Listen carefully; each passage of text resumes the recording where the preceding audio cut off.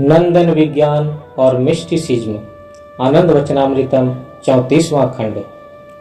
सभी के द्वारा धर्म को उचित रूप में समझा जाना चाहिए और इसीलिए मैंने कहा है कि तत्काल इसका तमिल अनुवाद होना चाहिए।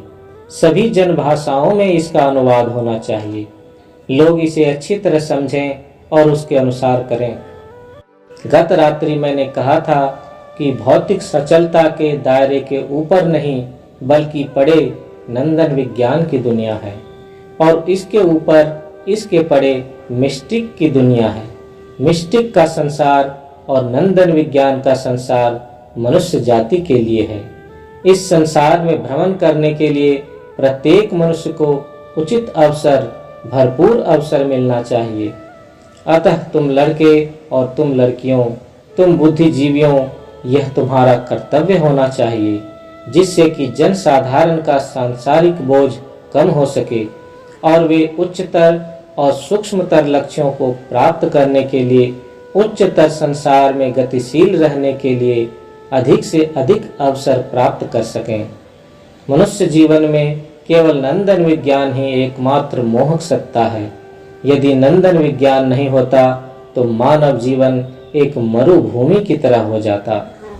नंदन विज्ञान का थोड़ा सा स्पर्श चिंताकुल मानव जीवन के मरुभूमि में नखलिस्तान की तरह है।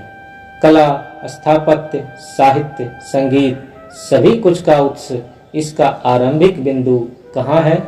ठीक नंदन विज्ञान और मिस्टिक के सामान्य बिंदु पर। इसलिए प्राचीन भारत में आर्यावर्त का हिंदुस्तानी संगीत और दक्षिणात्य का कर्नाटक संगीत प्रचलित था।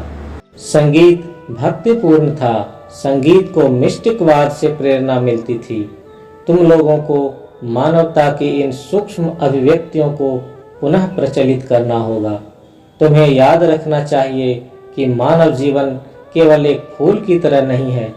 यह अनेक फूलों का समूह है और अनेक बहुरंगी पुष्पों का यह गुच्छा ही मनुष्य जीवन की मोहकता है। मनुष्य जीवन एक फूल की तरह नहीं है, यह अनेक फूलों के सुंदर उद्यान की तरह है। सभी फूल खिलें, मोहकता और आकर्षण की सभी अभिव्यक्तियों की धाराएं परम पुरुष की ओर बह जाएं।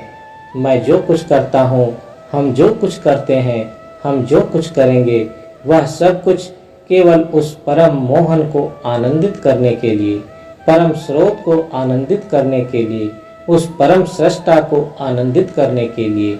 इसके अतिरिक्त मानव जीवन का कोई उद्देश्य नहीं है। श्री श्री आनंद मूर्ति। 21 जुलाई 1979 प्रातः बेल्लोर।